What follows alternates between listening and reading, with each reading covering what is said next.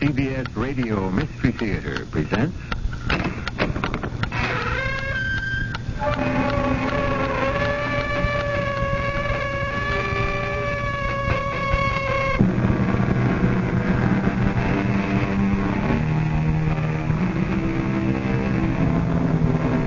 Come in.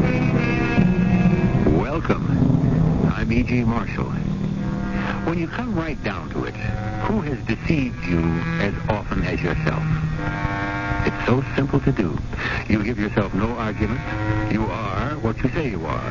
Whatever you wish, you can believe, whether it's inconsistent with reality or not. Self-deception is only between you and your conscience.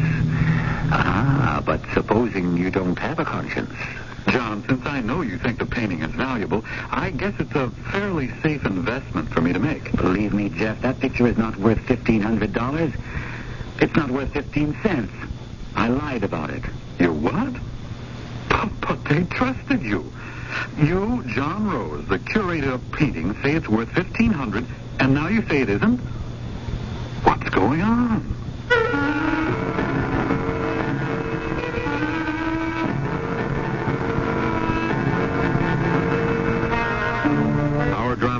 The Gilbert, Stewart, based on a story by Edith Wharton, was written especially for the Mystery Theater by James Agate Jr. and stars Gordon Gould.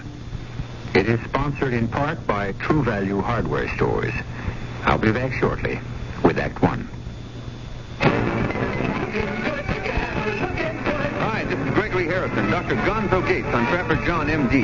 Make the rounds with me on CBS Sunday night. We'll stop by and see Alice and the gang at Mel's Diner. But let me give you a free word of medical advice. Don't eat the chili. Next, we'll look in on the Jeffersons for the last to catch. Then it's Trapper John, M.D., starring Pernell Roberts and me. It's all on CBS television Sunday night, starting at 9, 8 Central and Mountain. It'll make you feel good.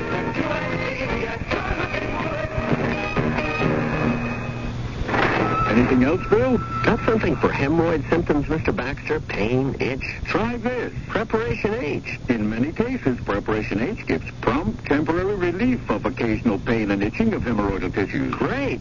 Actually helps shrink swelling of tissues caused by inflammation. I'll try it. Hi, Bill. How are you today? Fine. Thanks to your good advice. Doctor-tested Preparation H helps shrink hemorrhoidal swelling as it relieves pain and itch. Use only as directed.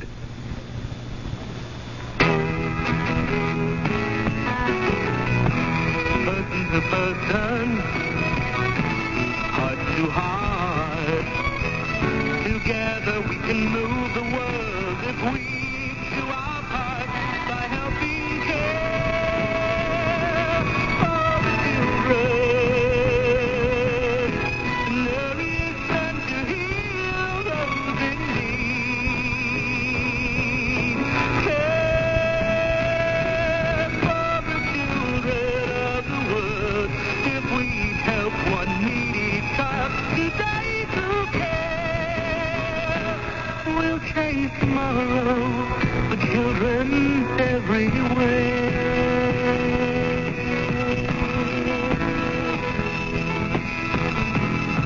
Please send your check or money order to Care, Box 576, New York 10156, or local care office.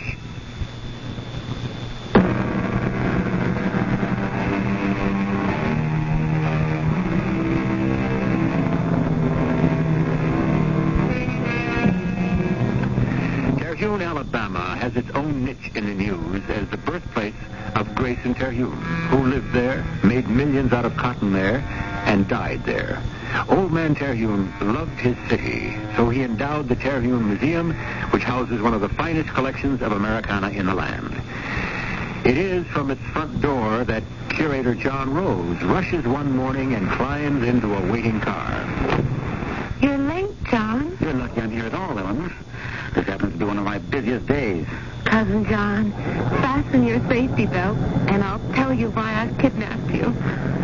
I think I found a work of art which every single museum, north, south, east, and west of us, would give anything to own. Oh, not again. Does the name Mrs. Henry Fontaine mean anything to you? Cecily Fontaine? Yes. Old Grayson Terhune's sister. Didn't she die a couple of years ago, right after her husband did? No, she didn't. She just disappeared from society. were I. She lives all by herself on River Street, and that's where we're going. River Street? What happened to the Lakeside Manor? Her brother, Grayson, thinking Henry Fontaine was well fixed, didn't leave Cecily any money. And Henry lost all his in the crash. So the dear lady has been living at a cheaper address all these years. It's pathetic. And now she wants to sell some valuable American decorative art. Or a Winslow Homer, or a Paul Revere teapot, or a Benjamin West etching. Am I close? Oh, you're horrible. Why are you so negative? Because I've gone through all this with you, Eleanor, many times. Frankly, if it wasn't for the fact that you and Jeff are engaged, I wouldn't even be polite. Oh, you'll see. Eleanor, I'm warning you. I can give you 1/2 hour on this wild goose chase, and that's all. Just for that, I'm not going to tell you what it is I've found. You'll just have to wait until we get to Mrs. Fontaine's.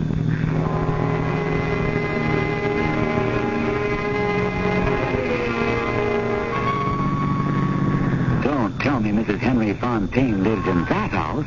It's enough to make you cry when you think for years she was the leader of Terhune society. Her husband left her nothing? Nothing but what you're going to see upstairs. So shabby. The end of an era. All right. Let's get it over with. Maybe I should tell you what you're about to see. It'll put you in a better frame of mind. Cousin John, it's a Gilbert Stewart. A portrait of George Washington as a young man. Now, what do you think of that? As a young man? And the reason I think it might be for sale is that Mrs. Fontaine told me, in confidence, she may have to leave this rundown place this month. Of course, no one wants to take advantage, but what can you do? I'll lead the way. She's expecting us.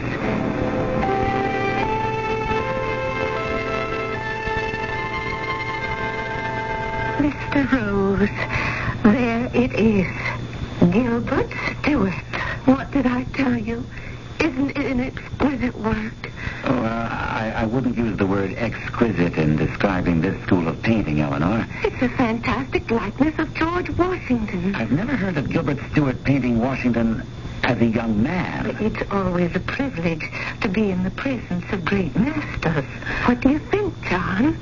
Oh, Mrs. Fontaine, it is quite, extraordinary. Well, now, you keep studying that portrait, Mr. Rose, and I shall make us all some tea. I shan't be long. I really must be going, Mrs. Fontaine. Our committee is away, and I've twice as much paperwork as usual. No, I insist. Eleanor, I can't stay. You said a half an hour. I think you can buy it. Poor thing. She's very proud and wouldn't admit it. But she's down to practically nothing. I mean, look at this place. It's shameful. I've seen the painting now. It's a fine painting of its period, certainly American. Now, what else do you want me to do? I told you. Buy it for the museum. It's a Gilbert Stewart. So she says. But it's not signed. It's quite possibly the work of another artist of the period. It might be the real thing, but who knows? You're supposed to know, John. You think it's a forgery? Of course not. It's unsigned, but it is obviously an original painting. But how could I know whose work was being forged? Well, many painters never sign their work. True, but not Stewart. Eleanor, look, I appreciate the trouble you went to, but I don't have the time to stay. Now, would you apologize to Mrs. Fontaine and tell her... Here we are. The kettle is still boiling, but I thought I'd bring in the cups and saucers. Oh, I see you're still gazing at my masterpiece, Mr. Rose. My cousin was saying it's too bad the painting's not signed. That's perfectly true. If it had been, I don't think my husband could have afforded it even then. Oh, today it should be worth $1 million. Well... perhaps not $1 million. Did I tell you its provenance, Mr. Rose? I was just saying to Eleanor, my time is limited, so if you will forgive me, I must go.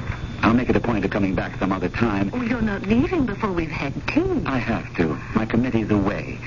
I wish I didn't have to, but I must. Well, I realize how busy the curator of our splendid museum must be.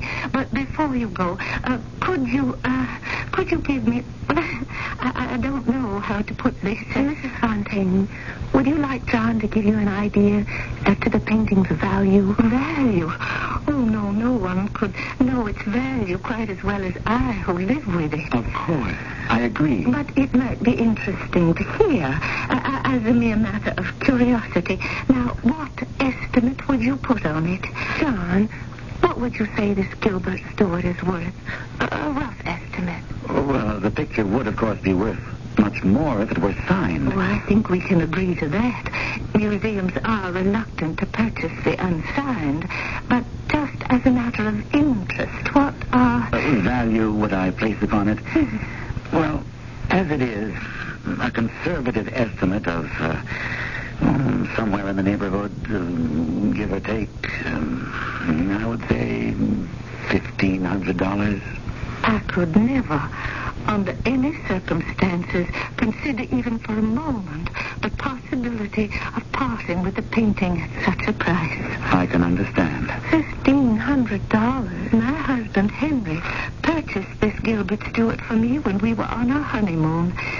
What makes it so priceless to me personally is that Henry himself looked exactly like George Washington as a young man.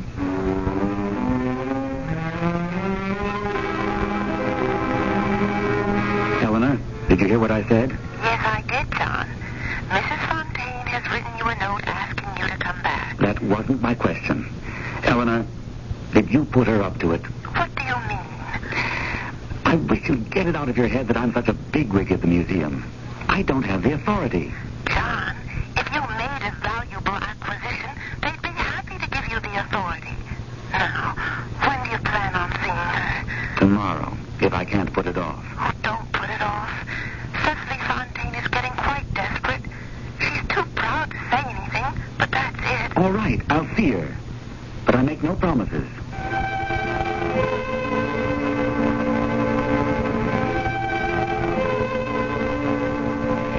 This time, I've already prepared the tea, Mr. Rose. Oh, I see you're looking around. It is a bit more bare. I'm trying to get rid of my things, so for a little while I shall have to do without drapes or carpets or the sofa. But we all can manage if we have to. Oh, why did you wish to see me? I must travel for my health. The doctors are scolding me. It's too hot in Alabama, and they recommend the Northeast. I have many friends in Boston and Philadelphia, so reluctantly, to avoid the expense of storage and insurance, I will accept your offer for the Gilbert Stewart. Mrs. Fontaine, I have no authority to make purchases without the approval of the committee. Oh, but I understood. Eleanor tells me that you practically decide such matters for the committee. My cousin is given to generalizations. My opinion may have some weight with the committee. Well, then.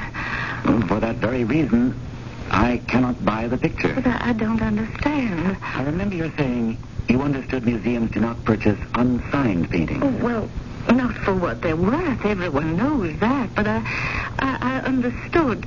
Well, the price you named, it is a misunderstanding, then. I would say so, yes. Well, of course, if there is anyone else, if you know anyone who would care to see the painting, I should be most happy. Certainly, Mrs. Fontaine. I'll make it a point of asking around. Oh, may I heat up your cup of tea with a bit more? Yes, please. I shall have to leave here, you know, if nobody cares to have it.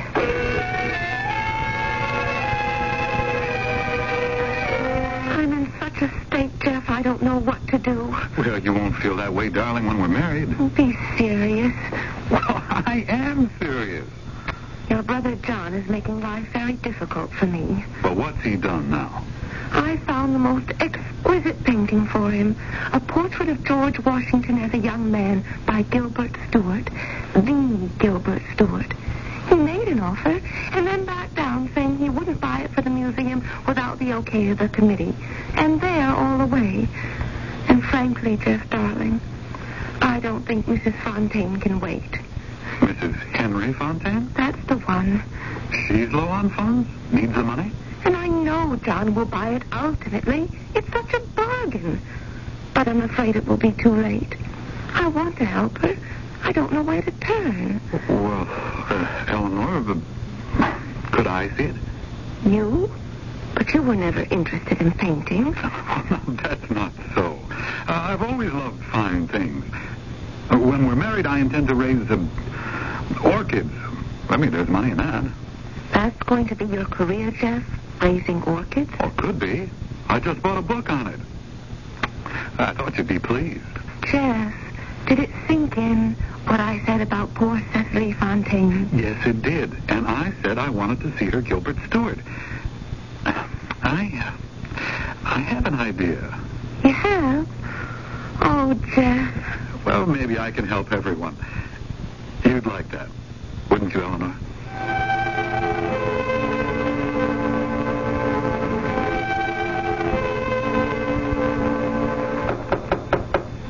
Come in.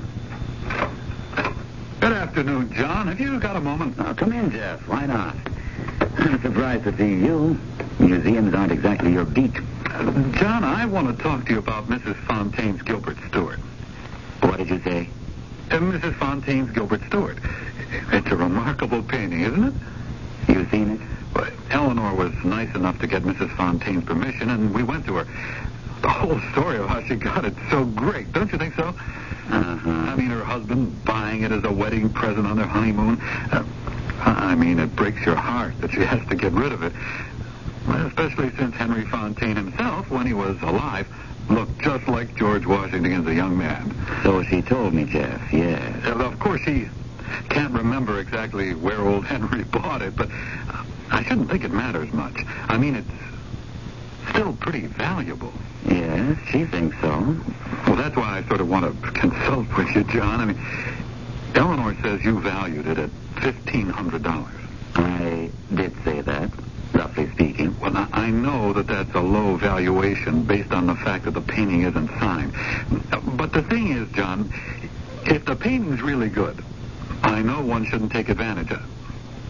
I mean, it's obvious Mrs. Fontaine is in a tight spot, needs the money, and I wouldn't want for a minute to do that. My dear brother Jefferson, could you put that into a simple declarative sentence? Well, I was thinking of buying the painting myself. Well, that's why I came to see you, John.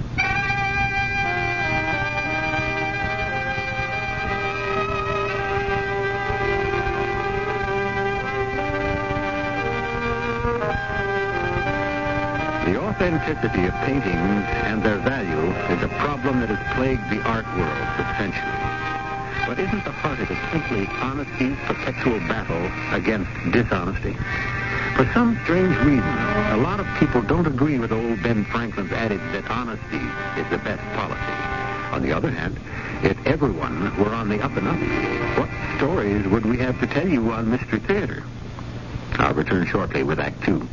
If you were one of the millions of readers who fell in love with Evergreen, you've been waiting for a wonderful new family saga like The Four Winds of Heaven.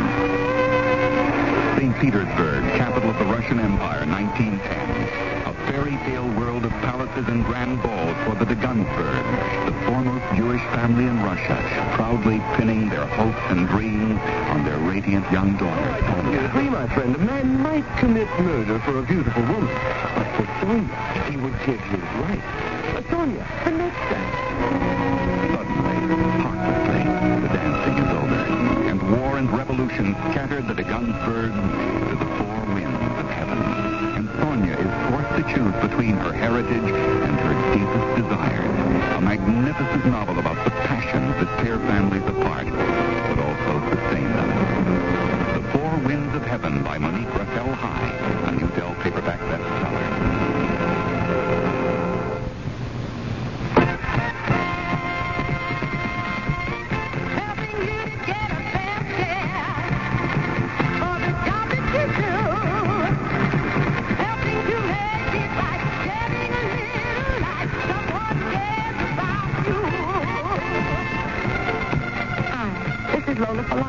You know, the federal minimum wage is $3.10 an hour for most workers. That's right, $3.10 an hour.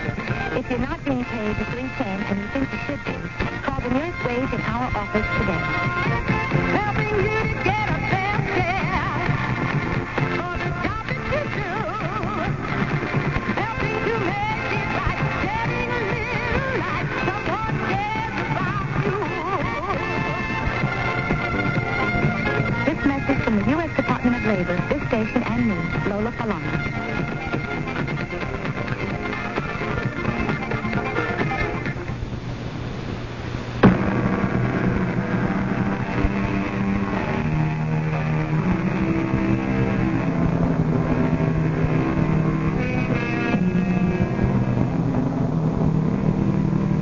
Small museums endowed privately by one person, open to the public, are everywhere in the world. This one, the Terhune, in a town of the same name, built by a man of the same name, prides itself on its Americana. The curator of paintings is John Rose. His younger brother, Jefferson, is about to make the biggest mistake of his life. Am I right about that, John? Yes, that's what I thought at the time. Jeff really hadn't got a start in life. He was in love, but that didn't put his feet on the ground. He knew less than nothing about art, but he had a good heart and was pretty good at saving his money. What he was best at was his love for Eleanor, who just happened to be our fifth cousin. I'm not doing this for love, John. Well, yes, I guess in a way I am. Jeff, you're making a big mistake. Don't buy that painting. Well, I can just about scrape together $1,500 to give Mrs. Fontaine for a Gilbert Stewart. Well, just about. And I want to. But before I make her an offer, I want to be sure I'm not standing in the way of her getting more money for it. You don't even know this woman. You're doing this because you think it'll please Eleanor. In a way, yes. I know it sounds absurd. It isn't the kind of thing I'd normally go in for, but in this case, I'm glad to do what I can. You know the circumstances, that poor lady. Anyway, knowing what you think of the picture, I think it's a pretty safe investment for Eleanor and me. Jeff, will you listen to me? The picture's not worth $1,500. It's not worth 15 cents. I simply lied about it, that's all. You what? They trusted you. Can't you see how it happened? I realized that the poor woman's pride and happiness hung on her face in that picture. Her husband bought it for her on their honeymoon. And heck, Henry Fontaine was a wealthy man at the time. Was he dumb enough to be taken in? Or was he at heart a cheapskate? How could I open up that can of beans? Oh, I don't know what Eleanor will say. I tried to tell Mrs. Fontaine. You've met her. She may be an old battleship rusting in dry dock, but she's still a battleship. So, I lied. But I'm not going to have you spend your saved-up money because I was too chicken to come out with the truth. Well, I understand what you're saying, John. You mustn't buy that painting. But I feel I must. You haven't already? Well, no. All I did was tell Mrs. Fontaine where she could reach me. I wanted to see you first to make sure the museum didn't want it. Not in 100 years. Well, thanks a lot for leveling. I'd appreciate it if you wouldn't tell Eleanor. It might bother her if she knew it wasn't really a Gilbert Stewart. But it won't make any difference to me.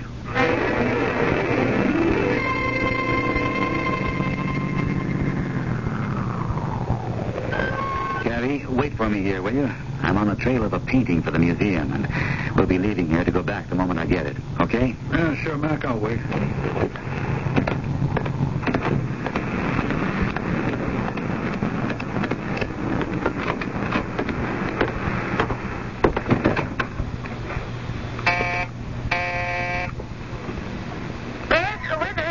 This is John Rose. Is this Mrs. Fontaine's apartment? Yes, it is, John. Is that you? Who's that? It's Eleanor. Come on up.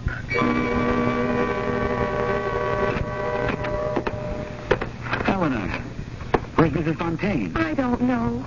When Jeff and I showed up this morning, she was gone. The place is empty. Where did she go? She didn't tell me. So Jeff didn't see her either? No, when she wasn't here, he left. I'm relieved. Thank heaven. Why? He wanted to buy the Gilbert Stewart. I thought I detected a little prompting from the wings. What's that mean? You had no right to encourage him to buy that painting. Why? Do you have some kind of exclusivity? You turned it down. I'll get it. At least they haven't taken the phone out. Hello? Hello, who's this? Jeff? It's John. Oh, hi. Hey, does Eleanor still happen to be there? Yes, she's here. Listen, Mrs. Fontaine's not here. Everything's gone. Do you know where she is? Oh, no, I don't. Can I talk to Eleanor? Okay, hold on. Eleanor, I'm going to find the super. He must know where she's gone. See you. Hello, Jeff? It's Eleanor. Is John still there? No, he went downstairs. I know where Mrs. Fontaine is. She just called me. I said I'd be over to see her at her new place. Well, Jeff, why don't you come over here first? Okay. And we'll go over together. Now, let me have where she's moved to. I'll write it down. I beg your pardon, but I was looking for the superintendent. Oh, and I'm the superintendent. Mrs. Neary's the name. Are you looking for a room? Because we just have a nice one that's become available. No, I'm trying to find out where Mrs. Fontaine went. Do you happen to know? No, she never told me. But look, I'm an old friend of the family, and she has a painting which I'm interested in. Oh, sure, yes, that painting. I had to be so careful. She wouldn't let me carry it downstairs. She's gone. And you don't know where? Oh, thank you just the same. And if you should hear anything, I'll leave you my card, Mrs. Neary. If you do, please call me immediately. John? Are you down there? End of the hall, Eleanor. Mrs. Neary, you know Eleanor, my cousin? Jeff knows where Cecily Fontaine went. She called him. What did you tell him? To come right over here. Thank you, Mrs. Neary. Eleanor, I've got a million things to do today, but I don't want my brother in on this. Agreed? Uh-huh. You give me Mrs. Fontaine's new address, and I'll go over alone. When Jeff gets here, tell him, I don't care what you do or say, take him to the zoo, but just keep him away.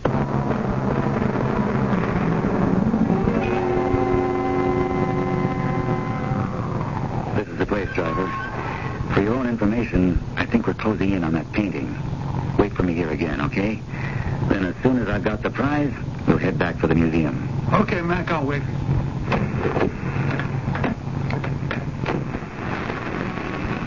Mrs. Fontaine. Oh, Mr. Rose. Well, how did you find me? I was just going out to do some grocery shopping. May I tag along? Well, it would be a pleasure. I don't know this neighborhood at all, but I had to get a few things. Well, how have you been, Mr. Rose? Very busy at the museum? I really don't know where to begin. Oh, Mr. Rose, I quite understand. And you didn't have to come out all this way to apologize. But I did misunderstand, thinking the appraisal was an offer. As it is, I have the Gilbert Stewart with me, and I'm a little proud I didn't give it up. Last night, while I was packing, I had the painting propped up, and I was looking at it. And it was Henry and I just talking about things. He did look like that, you know. May I say something? I suppose you think it's silly of me, an old lady who talks to paintings, but it's so lifelike if you knew him. I think you're entitled to believe and to do what your heart tells you, but the reason I'm here... Oh, how nicely you say that.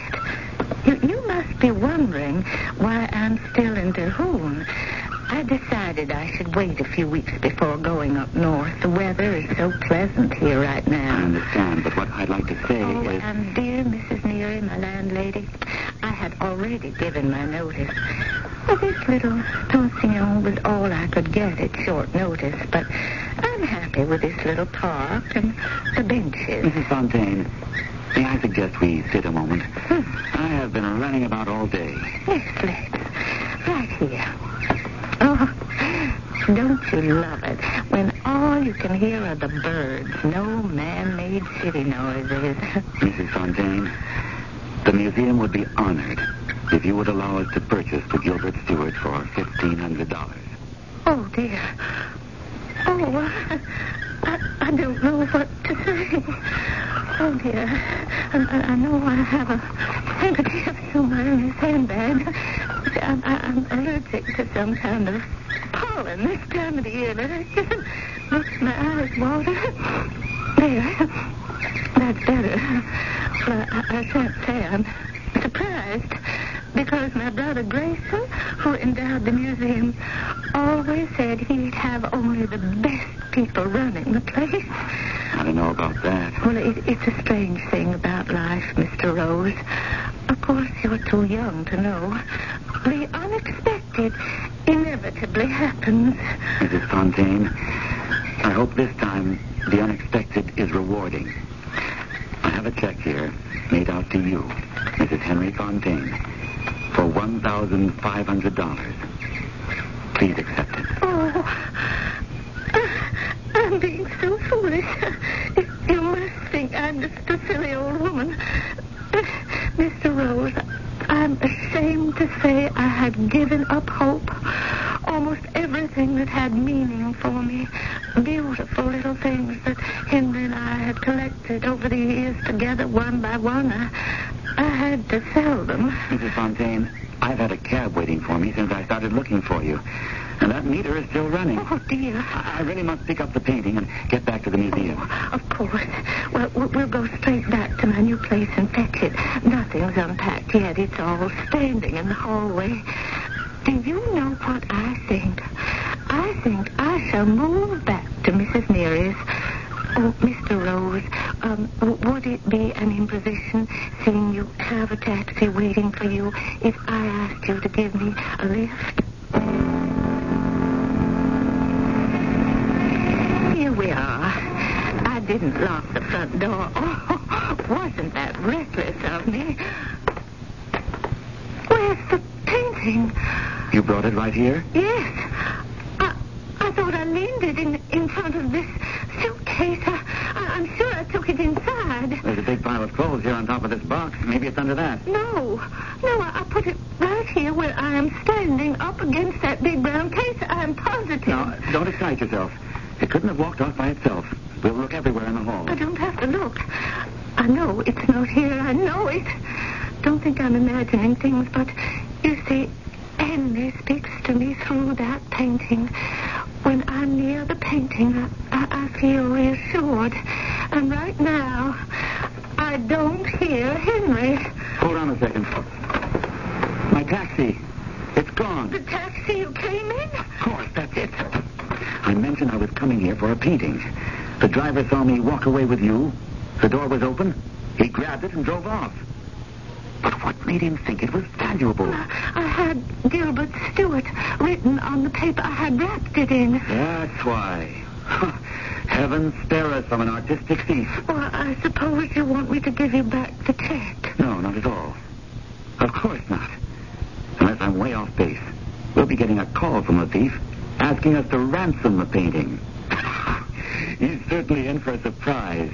And I didn't even pay him his fare. Half a day. But it's dreadful. How can you laugh? You are going to be paying for my Gilbert Stewart twice. Mrs. Fontaine, don't you believe it?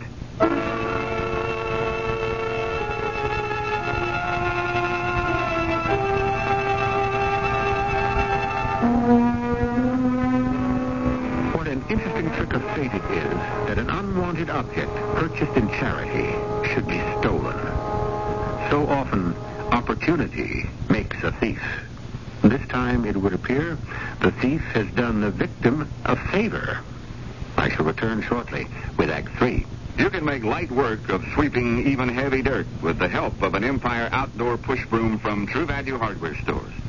Hi, Pat Summerall to tell you their heavy-duty 18-inch outdoor push broom features sturdy Palmyra bristles designed to easily sweep wet or dry leaves, metal or wood shavings, mud, rubbish, or even light snow from your patio, driveway, or other rough surface. The bristles rinse clean and dry quickly after use.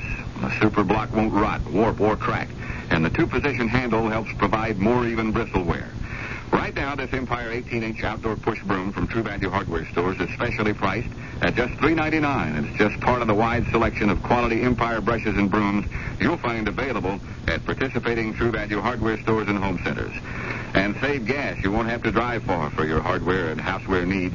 If you're looking for values, service, and selection, you'll find them nearby at any one of the more than 5,000 True Value Hardware Stores and home centers nationwide. Winston Churchill, Albert Einstein, Nelson Rockefeller, Bruce Jenner, Thomas Edison, Leonardo da Vinci. These people, and many other brilliant, talented, creative people, overcame a form of learning disability. This is Pat Collins for the Foundation for Children with Learning Disabilities. There are over 10 million children in this country who are learning disabled, and they can be helped to overcome their learning differences. We owe it to them and to ourselves. Some of these children can be our country's future doctors, lawyers, artists, scientists, and politicians. You can help children with learning disabilities. Please send a contribution to SCLD, 99 Park Avenue, New York, New York, 10016. That's SCLD, 99 Park Avenue, New York, New York, 10016.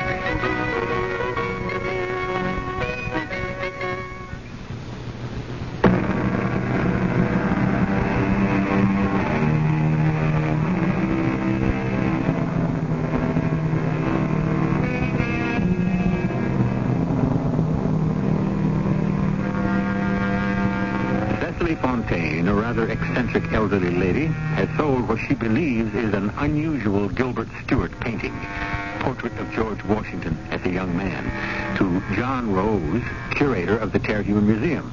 Not that John Rose wanted it or thought the portrait worth buying, or was distressed when it was stolen.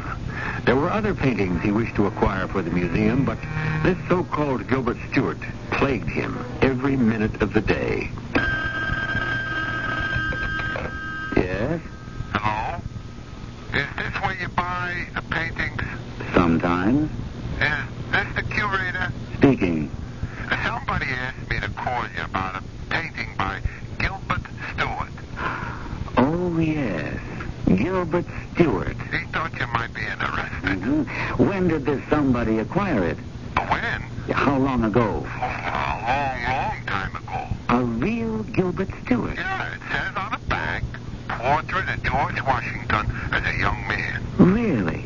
That's what it said. I believe you. Now, this party asked me to contact you because he knows the Terhune Museum specializes in American paintings. We do indeed. So? So? That's what I said before. He was thinking you might like to buy it. We've already bought a Gilbert Stewart very similar to that. Perhaps identical. You're kidding. Yes, we have. I have the bill of sale right in front of me. Huh? What's the one I got? Do you want my professional advice? Sure. It's probably a fake. It's no Gilbert Stewart. How do you know? I don't. But if you want to do your friend a favor, have him take that painting to the Museum of Fine Arts in Mobile. Now, if it's real, they'll offer you double what we could pay here. Well, supposing he can't get to Mobile. You sure you're not interested? You tell him we don't buy fakes. If it's a fake, he's got nothing to worry about. But if it's real, in Alabama, stolen art is 20 years hard labor. Hello? Hello?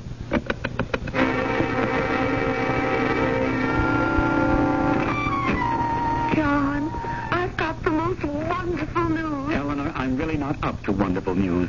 Would you mind very much just going away right now? John Rose, I can't believe my own cousin would talk to me Eleanor, like... I'm expecting a very important phone call. I'm in the middle of some delicate negotiations. Oh, tell me. I've got to know. Oh, if I tell you, will you go away? Yes, I will. I'm working on a surprise for Alfred Crozier, chairman of the Acquisitions Committee. He'll be back in a few days. Now, I've got the inside track to a genuine Bartley Reynolds. The owner is a Reynolds. And yesterday, I made them an offer.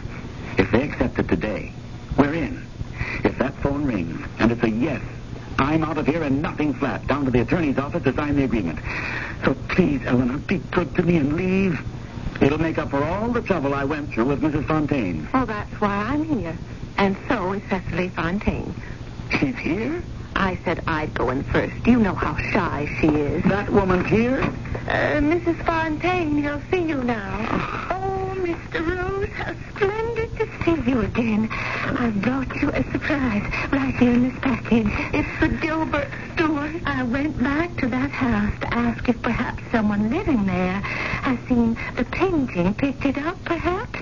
And when I walked into the downstairs hall, there it was, just as if it had never disappeared. Mrs. Fontaine, would you... yes, hello, John Rose here. Yes, Mr. Reynolds. Just a moment, please. Ladies, would you mind very much going outside? Eleanor, it's that call I told you about.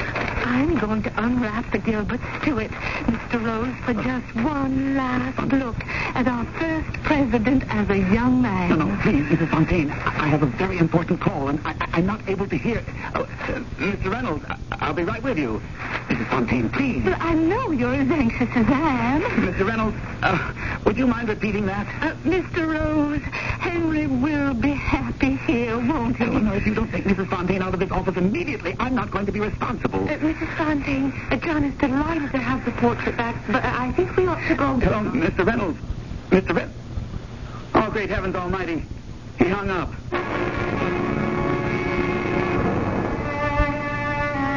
All's well that ends well. My offer was accepted. The Bartley Reynolds was ours. Chalk a plus up for me so far as Crozier was concerned. But on the minus side was the $1,500 debit of that darn Gilbert Stewart. I had 2 days to dream up something. 2 days, and Crozier would be back. Hi, working late? Hi, Jeff. Yeah, it's working late. Alfred Crozier and some of the committee are due in, and I'm trying to get caught up. What's that in the corner? So you did buy Mrs. Fontaine's painting for the museum? Yes, I did. You're going to leave it there in the corner? With any luck, I can stash it away somewhere in the basement. John, I didn't get you in trouble, did I? Who knows? But if anybody did it, it was myself. Well, I can still take it off your hands. No, it'll work out. Oh, what can happen? I've defrauded the museum, A. B, since Mrs. Fontaine had to be kept from starving, I decided a rich museum could afford it better than you, Jeff. Oh, boy. The awkward part is that they do trust me, and I do have full power to buy for the museum. Fortunately, the committee is mostly well-to-do and good-hearted men who don't know art. The one exception is Albert Crozier. If he finds this painting and starts asking me questions, I may have to join you in one of your business ventures.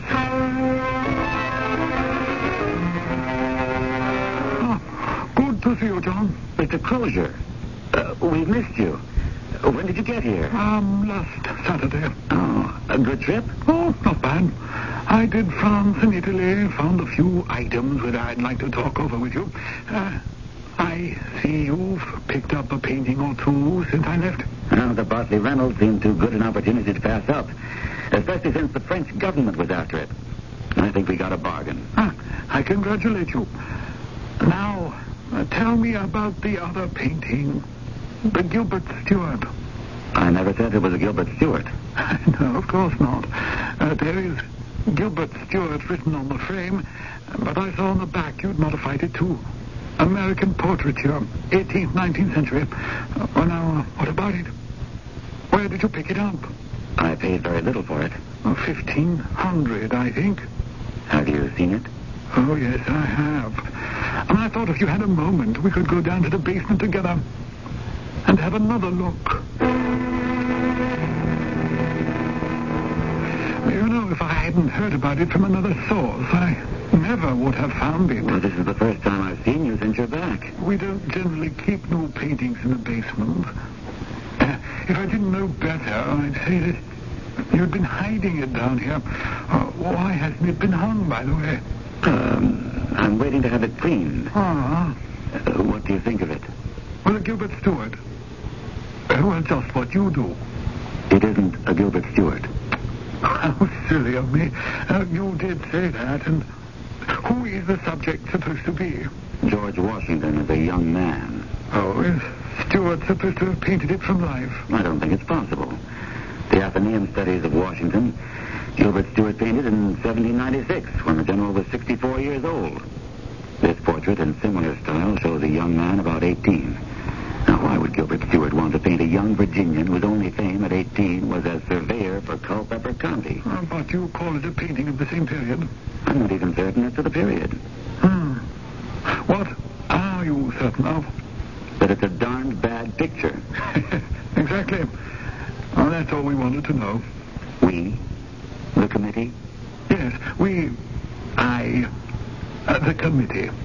You see, John, if you hadn't been certain it was a darn bad picture, our position would have been a little awkward. Our curator of paintings not being able to distinguish good from bad and so on. I must be particularly obtuse today, but I can't understand what you're getting at. Oh, you will, John. I ran into your cousin Eleanor on Sunday. I shouldn't say ran into her. She came up to the house and insisted on seeing me. Seems she located a silver chafing dish, 18th century, she thinks we ought to buy. And she told me, John, under what conditions this painting was purchased. Well, Eleanor doesn't know anything about the conditions. She wasn't there at the transaction, nor does she know my opinion of the picture. Are you quite sure she doesn't? I don't know exactly what she knows. As soon as I saw it down here at the basement Saturday, I knew that it required some explanation, this pseudo Stewart. You might have come to me. I was home all Sunday. I was going to speak to you first thing Monday morning, but as I say, your cousin came to the house and she knew all about it. All? In fact, it was giving her sleepless nights. I'm glad to hear that. But I slept like a baby. After all, we can't forget Mrs. Fontaine is the sister of Grayson Terhune, who founded and endowed our museum. That her husband should have lost everything and passed away is unfortunate. However... Mr. Crozier, what are you getting at? Not so fast, John. All in good time. There's a little head of El Flamingos I picked up in Parma that I want you to see. Face like a McIntyre eagle. We'll go have a look at it. In the meantime, John, I've been charged by the committee to commend you for your promptness in securing the Bartley rentals for our collection. If you hadn't been wide awake, we'd probably have lost it. Mr. Crozier, I don't see how that alters the case of my using museum funds as I did. The case? I bought Mrs. Fontaine's Gilbert Stewart because I thought her situation was desperate.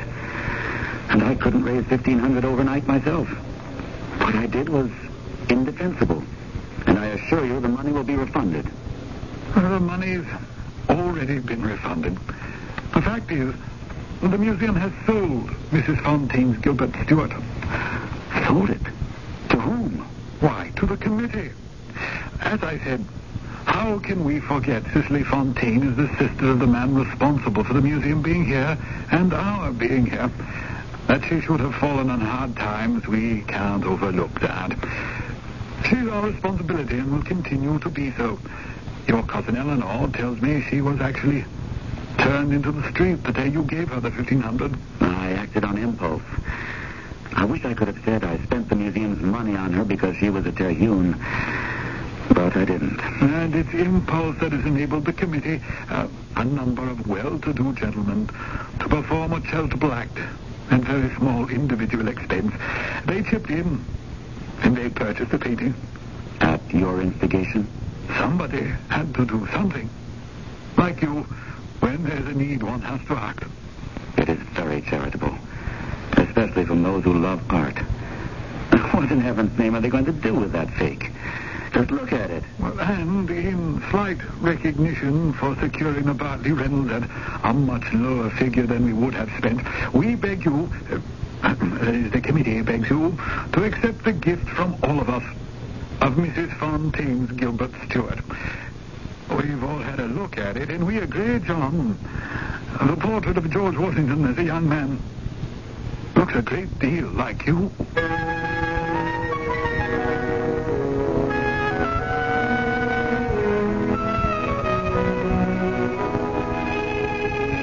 And so, to this day, Cecily Fontaine's Gilbert Stewart hangs in the office of the curator himself.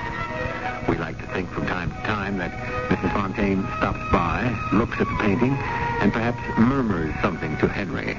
For in addition to the funds supplied her by the committee, a word to Henry would help keep her going. I shall return shortly. This is Gene King for your Better Business Bureau. Is there something you'd really like to have, but you think you can't afford it? Well, have you considered buying on credit? Keep in mind, though, that credit shopping is as important as shopping for the items you want. And deciding if you can afford credit should be your major consideration. Now, here are a few tips. The basis for wise credit buying is wise budget planning. It's important to know exactly how much you can afford to pay each month for your credit purchases and to balance that against your regular bills. Keep in mind that credit does cost money, and a good budget plan should include all your expenses for a full year. Also, some money should be budgeted for emergencies. And what's left, you see, will be the deciding factor in whether or not you can afford credit. A tip from your Better Business Bureau.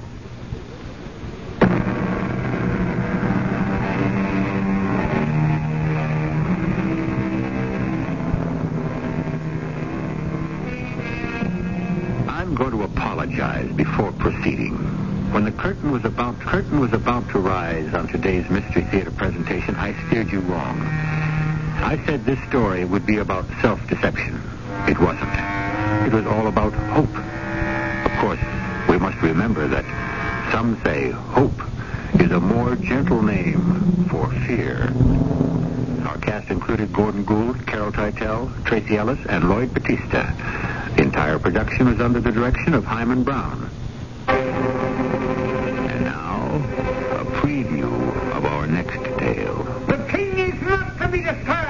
not for his son. Both are my orders. Sentry, if you wish to preserve your life, you'd better show me the way to the king's tent. I'll show you with my sword. You stupid soldier. I'm coming down from my horse. Now, Sentry, put that sword away and take care of my horse. Water him and rub him down well. I told you the king will see no one. By Zeus, I'll find him myself. Now get out of my way. I'm Alexander, his son, you fool. I must. If there's no other way, I'll have to kill one of my father's sentries. Have back you!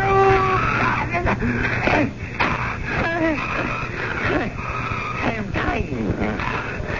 Safe passage to the other world, you stupid man. This is E.G. Marshall inviting you to return to our Mystery Theater for another adventure in the macabre. Until next time, pleasant dreams.